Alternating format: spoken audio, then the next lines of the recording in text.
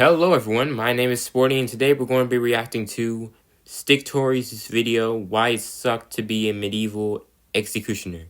Make sure to hit the like and subscribe button if you're new, and let's get this video started. This looks really cool.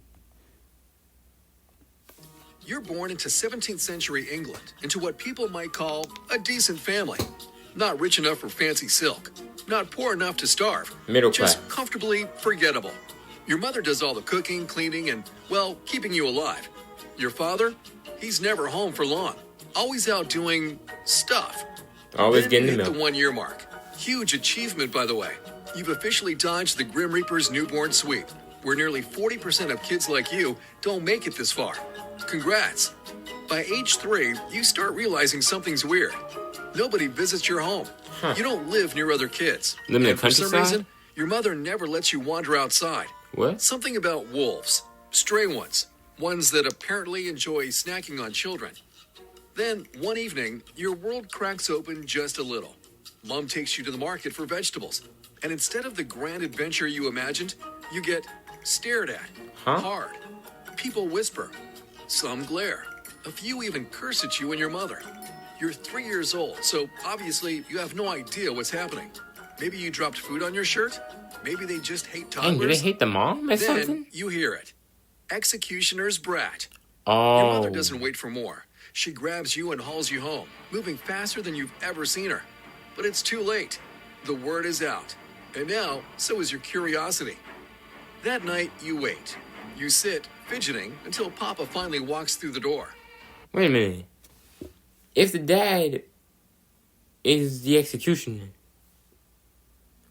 shouldn't people be mad at him and not the child? The child didn't ask to be born with parents who the dad is an executioner. The child didn't ask for that. Why are y'all hating on the child? Like, they are hating on the wrong person right now. Or, oh wait, is it because if they got mad at the executioner, they were worried that he'll execute them? Or what? I'm not sure. I'm not too sure about how things worked back then. Buoyant coat, looking like he just stepped off a stage. You don't even let him sit down. You need answers. And so, with a sigh, your father leans in and tells you why you live in the shadows, why people spit when they see your family. Your father is an executioner, and suddenly, the wolves don't seem so scary anymore. Your father is the man they call when they want someone dead, the walking embodiment of justice, or at least that's what the city tells itself. But there's a tiny little problem. He's getting old, and guess what? You're next in line. Wait, what? No. You had plans, good plans. Maybe a blacksmith shaping steel instead of splitting skulls. Dang, bro, your future's Maybe at already night, chosen gunning for enemies you. on the battlefield, not butchering criminals in the city square. Anything but this. Your father doesn't sugarcoat it.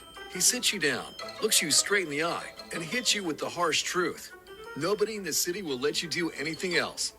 Your father once dreamed of being a knight too, but that was never going to happen. His father was an executioner. His father before him was an executioner. And his father's father, guess what? Executioner.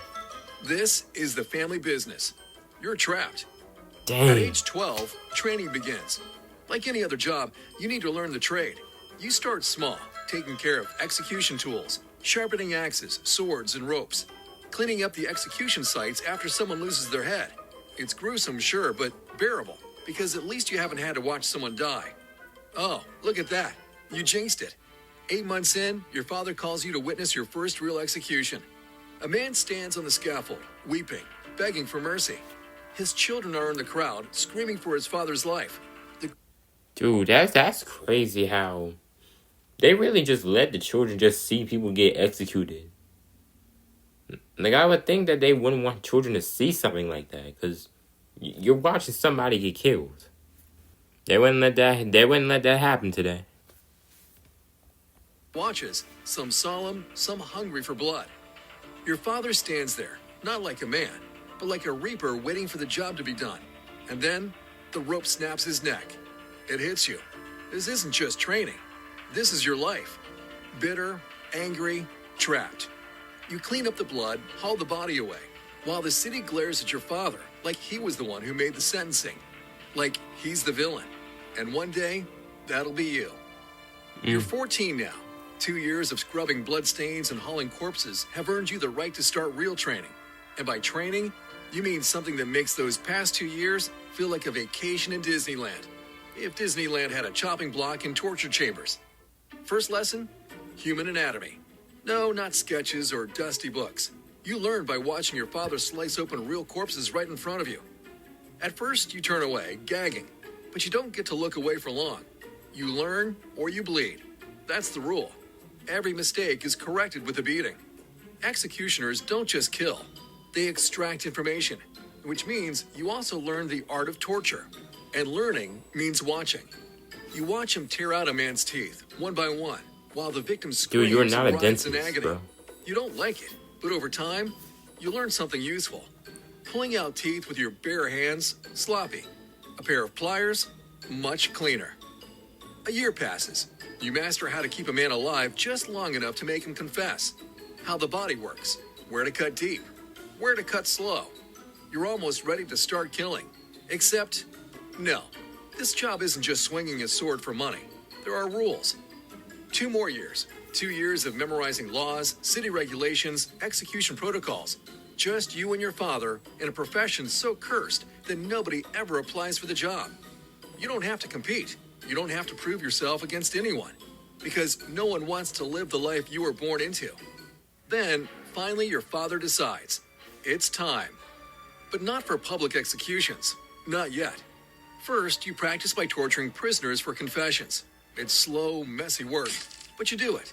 And when your father sees that you can break a man without flinching, he nods. Now you're ready. Your first public execution. You pull on the black cloak, not to hide your identity. Everyone knows who you are. It's to strike fear into their hearts. The crowd watches in silence as you step onto the scaffold, sword in hand. You keep your back straight. Also, I'm sorry if I'm not talking very much. It's just that when I try to really sink in the thing, try to get to sorry. I try to, like, understand the information in my head. I just try to process it, you know? So, I'm not talking just because, like, I'm intentionally trying to be silent. It's because I'm just paying attention to what's going on. And I'm learning. That's pretty much how it is. And so this is really interesting. I had no idea that executioners were, it seems to be like it was passed down from son to his son to his son. It seemed like it was very hereditary. Like, it seemed like only this particular, like, one family in this particular city or wherever, they were in charge doing the executions. Or at least it seemed like the sons were. It doesn't seem like any daughters were allowed to execute people, it seems. But it's definitely very interesting how, at least from what I'm hearing, it seemed like there was only, like, this one family in this city or village or wherever that was in charge of doing executions. And it was hereditary. It was passed down from generation to generation, you know? Grip firm, unyielding. But inside, you're sweating, shaking, your heart is hammering against your ribs. Your father's words echo in your head. Fake it till you make it. The convicted man is dragged onto the podium. He's forced to his knees. The priest murmurs the final blessing. You don't wait. Your sword flashes. One clean stroke. His head flies. The crowd gasps. The execution was so fast, so smooth, that for a second, they can't believe it actually happened. You're good. Disturbingly good. The crowd disperses, but not without leaving you a storm of curses. Even the priests spit at your feet. Like you chose this life. Like you wanted to be a butcher in a cloak. Execution after execution, you improve. I hate spit. You refine your technique. Your father notices. Even he can't deny your talent. Soon, he retires. The title is yours now. The city's official executioner. Time to enjoy everything your father did. Being an executioner isn't just about swinging a blade and spilling blood. It comes with privileges. You're paid well, not just for killing, but for keeping the market streets sane. You're also allowed to take whatever you want from the dead. Clothes, jewelry, boots. Your wardrobe is built on corpses. And this makes people hate you even more. Imagine this. Elizabeth, whose father you beheaded yesterday, sees you parading through the market in his favorite coat. How do you think she feels? That's right. Nah, she would want to beat wants to you up. kill you. But she won't, because you're untouchable. The church refuses to Ah. let you in, unless it's a special. Ah, okay. So it seems like these people, they hate your guts, but they won't do anything physical because you have power, you have money. That's pretty much the only reason they're not beating this dude up, because he has power. He's pretty much untouchable. I'm just curious, but any of you guys, like, if someone were to offer you to be an executioner or stuff like that, like being a medieval executioner, would you guys do it? Because for me, I'm not being hated by the entire town. I'm not having that on my conscience. I don't care how much it pays. I'm not doing it. Not happening. It's like on one hand you're getting paid well, but on the other hand you're pretty much being hated by everybody. By pretty much everybody. Yes, that's rare. They say you're unclean, unnecessary evil, and yet you're expected to marry. So you leave your father's home, buy a house in the city outskirts. How are you and find supposed to someone marry as when hated everyone as hates you? A whore. She's beautiful. She Oh. understands you. She has no family. No one to judge her for choosing the city's butcher. Your wedding is as empty as your childhood dreams. No priests, no guests, just you, your parents, and one aunt who probably came for the free meal. Oh, I'm sure But at about least that. you're happy. And for an executioner, happiness is a rarity. 1,000 deaths later, the years roll by. You become famous. Your name reaches neighboring cities. 1,000 executions under your belt, and you are now a legend of death, feared more than any of your ancestors. But this isn't a statistic you take pride in. It haunts you. Every night their faces flood your dreams. Their screams crawl inside your ears and refuse to leave. The weight of their deaths crushes your chest. But life Oh, has we one didn't mercy even left to I didn't even think about like the mental it would bring on you, because hearing that stuff possibly like at least a couple times a week, that can't be good for anybody. That will be in your head for years, dude. No, and that's a whole nother reason. It's just not happening. I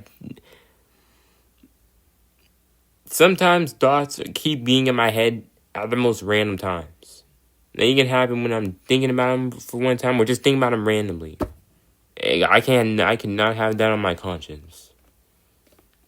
It's not worth it. I don't care how much they pay. I'm not doing this. you. Your wife gives birth to a son and a daughter. For the first time, you know true joy. You love them fiercely, protecting them, giving them a good life. That's all that matters now. But something is wrong. You feel it in your bones, your muscles. The stance that once made you a pillar of fear is now hard to hold. Your hands shake. It's only a matter of time before you make a mistake. And in this job, a mistake is death. The cycle continues. There's only one choice left. You hate it. You pass but on know to what your must son. be done. You take your son aside and begin to train him, just as your father trained you. And it You keeps carve going the and same going. fate into him as was carved into you. He hates it, just like you did. But this is the only way. If he is to survive, he must be better than you. Because in this life, you don't live by mercy. You live by the blade. Thanks for watching. I love making these kind of videos. And if you've got ideas for the next one, drop them in the comments.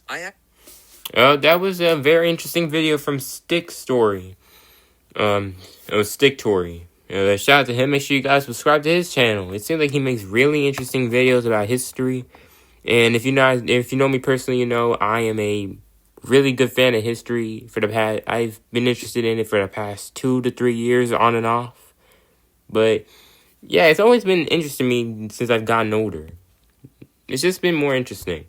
Anyway, subscribe to sticktory and subscribe to this channel if you enjoy my reactions. Thank you, and I'll see you guys in the next one. Peace.